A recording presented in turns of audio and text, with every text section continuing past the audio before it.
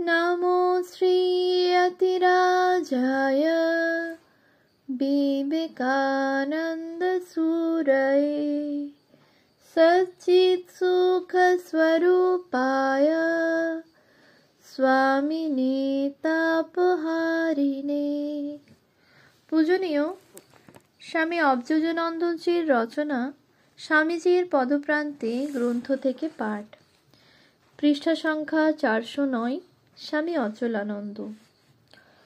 সমস্যা জর্জরিত গৃহস্থ ভক্তগণের প্রতিও তাহার উপদেশগুলি লক্ষ্য করিলে ওই একই সুরের সন্ধান পাওয়া যাইবে। সংসারে নানাবিধ ঘাত প্রতিঘাতের মধ্যেও জীবনের মূল লক্ষ্যকে কেহ যেন না ভুলিয়া যায়, এই দিকে তিনি সর্বদা অনুপ্রেরণা দিতেন। শুধু তাহাই নহে, তাহার ওই সকল উক্তির মধ্যে সংসারকে একটি নূতন দৃষ্টিতে অবলোকন করিবার শিক্ষাও আমরা পাই। বাংলা 1350 সালে দেশব্যাপী মন্বন্তরের কালো মেঘে যখন আকাশ বাতাস আচ্ছন্ন, তখন জনৈক গৃহী ভক্তকে কেদার বাবা পত্রে লিখিয়াছিলেন, কলিকাতার অন্ন সমস্যার সংবাদে বড়ই দুঃখ হয়। বাংলা চাউলের জন্মভূমি, সেখানেই এই দুরাবস্থা। সত্যই এ সবই মহামায়ার ইচ্ছা ব্যতীত কিছু নহে। মানুষের মন যত বহির্মুখী ও ভোগমুখী হয়, ততই তিনি কঠোর হইতে কঠোর আঘাত দিয়া সেই মন নিজ পদে ফিরাইয়া আনিতে সুযোগ দেন। যে এইটি বুঝিয়া আত্মসমর্পণ করে, সে আনন্দে ডুবিতে পারে। আর যে অহংবুদ্ধিতে প্রতিকার করিতে চায় এবং হাঁকপাক করে, তাহার দুঃখ বাড়িয়াই চলে। সুখও যেমন দীর্ঘকাল থাকে না, দুঃখও তাহাই।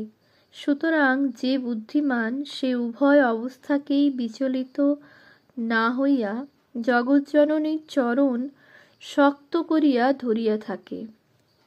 শরণাগত হইয়া যাও, আর কোনো ভাবনা থাকিবে না। তাহারই ইচ্ছায় সব হইতেছে, এইটি যথার্থ বোধ করো, তাহা হইলেই হইল।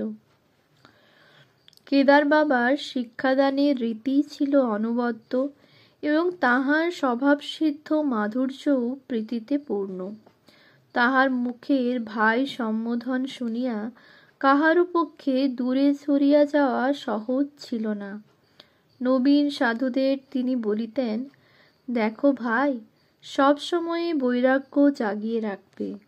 তুমি বাড়িতে ছিলে, সেখান থেকে মা বাপ আত্মীয় স্বজনদের কাঁদিয়ে এসেছ কেন? তাকে পাবার জন্যই তো। তাহলে এখন যাতে তাকে পাও, সেই চেষ্টা যদি না করো, তবে এখানে এসে লাভ কি? এখানে যেমন যেমন দুঃখ কষ্ট, সংসারেও সেইরূপ দুঃখ কষ্ট আছে। তবে তফাৎ কি? না, তফাৎ এই, সংসারে অনিত্য বিষয়ের জন্য সুখ দুঃখ, আর এখানে নিত্য বিষয়ের জন্য।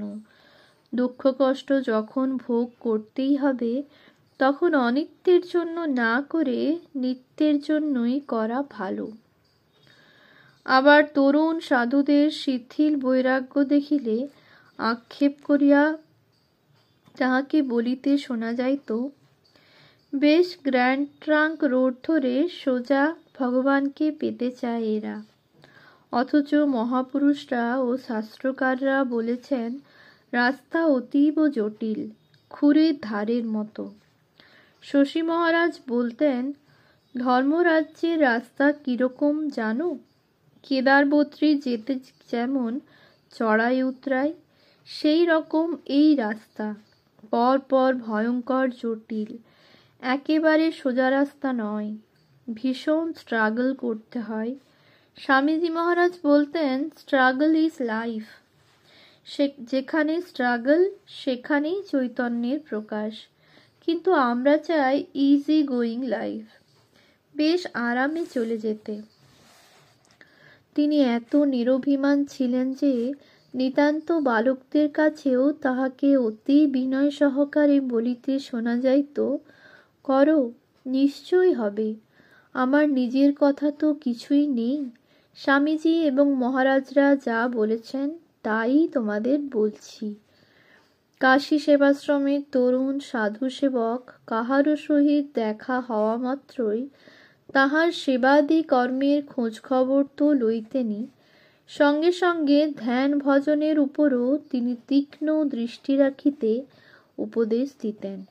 প্রায়ই তাহাকে বলিতে শোনা যাইত, ভাই, আমার তো মকরধ্বজ তৈরি হবার আগেই বোতলটি ভেঙে চুরমার হলো, তোমরা কিন্তু ভাই উঠে পড়ে লাগো। বর্তমান সেবাশ্রমের অতি প্রাচীন এক সন্ন্যাসী সেবক তাহার অতীতের স্মৃতিচারণ প্রসঙ্গে বলেন, সহকর্মী আরও একজন নবাগত সাধু সঙ্গে রয়েছেন। কেদার বাবাকে প্রণাম করতে গেছি। আমরা সম্মুখে গিয়ে দাঁড়াতেই জিজ্ঞাসা করলেন, এসো, আজ কটি নারায়ণ এলেন? কি সেবা করেছ তাঁদের, বলো। আমি হাত জোড় করে নিবেদন করলাম, মহারাজ, আজ 4 জন নারায়ণ ভর্তি হয়েছেন। বললাম, তাঁদের কার কি অসুখ। আমার বন্ধু সাধুটি পরে জানান, আমার ওয়ার্ডে 2 জন পেশেন্ট রোগী এসেছে। লক্ষ্য করলাম কেদার বাবা বন্ধুর এই কথা শুনেই গম্ভীর হয়ে রইলেন, আর একটিও কথা বললেন না। খানিকক্ষণ বাদে আমার দিকে তাকিয়ে বলতে থাকেন, তোমরা সেবা করবে খুব ভাব নিয়ে, তাতে তোমার নিজের কল্যাণ হবে, যার সেবা করছো তারও কল্যাণ হবে। তুমি ভাববে নারায়ণের সেবা করছো, আর যার সেবা করছো সে দেখবে ভগবান আমারও জন্য ব্যবস্থা রেখেছেন, আমাকেও দেখার জন্য ভগবান কাউকে নিযুক্ত রেখেছেন। মনে মনে সে বলবে, হে ভগবান, তুমি আমাকেও দেখছো। সেবা করবে নারায়ণ বুদ্ধিতে, মুখে বলতে বলতেই ভাব আসবে, তোমরা তাই বলবে। নতুন ছেলেদেরও অমনি বলতে শেখাবে। আর খুব খোঁজ নিতেন, কখন তুমি বুঝতে পারো, ভগবানের চিন্তা কতক্ষণ করতে পারো। কেদার বাবা প্রায়ই মনে করিয়ে দিতেন, যখনই সময় পাবে তখন বসবে এবং ভগবানের নাম করবে। ভগবানের নাম জপ, তাঁর ধ্যান এবং তাঁরই নারায়ণ মূর্তির সেবা, এই 2 সাধনই সমানভাবে রাখবে। তাহার বৈশিষ্ট্যপূর্ণ দৃষ্টিভঙ্গি বা বিচার প্রণালীও খুব লক্ষ্য করিবার বিষয়। সচরাচর দেখা যায়, মানুষ যাহাকে কোনো কারণে শ্রদ্ধা করে তাহাকে এক নিঃশ্বাসে পৃথিবীর যে কোনো মহামানবের সঙ্গে সমতুল করিয়া ফেলে। কোনো মহাপুরুষ বা শাস্ত্রের কথাকে নিজের ভাবানুযায়ী ব্যাখ্যা করিয়া অথবা ওইসব বাক্যের পূর্বাপর কোনো পারম্পর্যের দিকে না তাকাইয়া আপন তৃপ্তিকর ভাষ্য রচনার দ্বারা আমরা সর্বদাই একটা আত্মপ্রসাদ লাভ করিয়া থাকি। অচলানন্দজি কিন্তু এই ধরনের অভ্যাসকে অপছন্দ করিতেন। 1939 খ্রিস্টাব্দে তিনি যখন পুরীতে আছেন, তখন একদিন সকালে স্থানীয় কোনো বিশিষ্ট সাধুর লোকান্তর গমনের সংবাদ লইয়া আলোচনা হইতেছিল। উপস্থিত সাধু ব্রহ্মচারীদের সহিত নানা কথার প্রসঙ্গে মহাপুরুষদের দেহত্যাগকালের অবস্থাদি সম্পর্কে তিনি অনেক কথা বলিতেছিলেন। পরিশেষে জনৈককে উদ্দেশ্য করিয়া বেশ কয়েকটি মূল্যবান কথা তিনি সেদিন বলিলেন। তা বলে তুমি যদি এখন ওই সাধুর সঙ্গে মহাপুরুষদের তুলনা করো, তাহলে অন্যায় হবে। তুলনা করা ঠিক নয়। একদিন জ্ঞানেশ্বর হরি মহারাজের নিকট স্বামীজি ও মহারাজের তুলনা করে বলেছিলেন, আধ্যাত্মিকতায় রাখাল আমা সকলের চেয়ে বড়। স্বামীজি নিজেই এরকম বলেছিলেন। তাই জ্ঞানেশ্বর বললে মহারাজ বড় ছিলেন। হরি মহারাজ তা শুনে এক ধমক দিয়ে বললেন, সাবধান, আর কোনোদিন এরকম তুলনা করতে যেও না। স্বামীজি কি ভাব থেকে কি বলেছেন তা না জেনে ওসব কখনো বলো না। স্বামীজি সকলকেই বড় চক্ষে দেখিতেন। বড় গাছের ছায়ায় গাছ বড় হয় না, কিন্তু তিনি নিজে সরে গিয়ে সকলকে বড় করে ধরতেন। হরি মহারাজ যখন আমেরিকায় ছিলেন তখন প্রত্যেক চিঠিতেই স্বামীজিকে লিখতেন কিভাবে কি করব ইত্যাদি। স্বামীজি উত্তরে লিখেছিলেন, হরি ভাই, তুমি যা ভালো বোঝো করে যাও, এখন থেকে আর আমাকে কিছু জিজ্ঞাসা করো না, তাহলে তোমার গ্রোথ হবে না। সর্ববিষয়ে যে কেদার বাবার একটা স্বতন্ত্র দৃষ্টিভঙ্গি ছিল, এ সম্পর্কে আরও দু একটি উদাহরণ উপস্থাপিত করা নিতান্ত অপ্রাসঙ্গিক হইবে না। তাহার দৃষ্টিপ্রভায় অন্যের চোখেও যেন আলোক ফুটিত। জনৈক সাধু মঠের হিসাবপত্রের কার্যে সম্প্রতি নিযুক্ত হইয়াছেন। কর্মী সাধুটিকে কেদার বাবা স্নেহ করিতেন, তাহাকে উৎসাহ দিয়া খুব মজা করিয়া লিখিয়াছিলেন। কাশী, 23 সেপ্টেম্বর 1939। একটা কথা তোমাকে লেখা হয় নাই, কথাটা প্রাণে আসিয়াছে তাই লিখিলাম। তোমার টাকার হাতযশ আছে বলিয়াই শ্রী শ্রী ঠাকুরের এই বিরাট সংঘের হিসাব নিকাশ খতিয়ানের ভার কার্যত তোমার হাতেই আসিয়া পড়িয়াছে। এখন তোমার হাত দিয়াই শ্রী মন্দিরের দেনাটা যদি শোধ হইয়া যায়, তবেই বুঝিব যে তুমি হাতযশে সিদ্ধ। তুমি যে কাজ করিতেছ, ইহা একটা মস্ত বড় সাধন, তাহা আমি বেশ প্রাণে অনুভব করি। ইহার ভিতর দিয়াও তুমি তাহার অশেষ কৃপা লাভ করিবে। সঙ্ঘের সকল কর্মই যে ঠাকুরের সেবা, এই ভাবটি কি সুন্দর সরস করিয়া তিনি অন্যের হৃদয়ে অঙ্কিত করিয়া দিতেন। শ্রী শ্রী ঠাকুরের মন্দির নির্মাণের দরুন যে বিপুল ঋণ তখন মঠকে বহন করিতে হইয়াছিল, উহার জন্য সহাধ্যক্ষ স্বামী অচলানন্দের দুশ্চিন্তার অন্ত ছিল না। অথচ সেই ঋণ পরিশোধের ব্যাপারে কোনো প্রকার একটু সাহায্য করাকে তিনি শ্রী ভগবানেরই পূজা বলিয়া বিশ্বাস করিতেন। তাহার ব্যক্তিগত ঔষধপথ্যাদির খরচের জন্য সামান্য কিছু অর্থ কেহ ভালোবাসিয়া তাহাকে দিলে উহা হইতে নিয়মিত কিছু কিছু তিনি মঠে পাঠাইয়া দিতেন মন্দিরের ঋণ শোধের জন্য। অথচ এই অর্থ প্রেরণের মধ্যেও তাহার অন্তরে শ্রদ্ধা ও দীনতা লক্ষণীয়।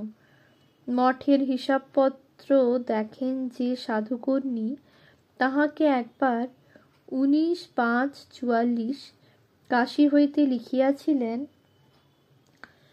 শ্রী শ্রী স্বামীজির কল্পিত তাহার সাধের ঠাকুর মন্দির, তাহার সেবায় আমরা পার্সোনালভাবে সাধ্যমতো বিদুরের খুঁতকুড়া দিয়া তৃপ্ত হইতে চাই, সুতরাং এই টাকা পাঠাইতেছি।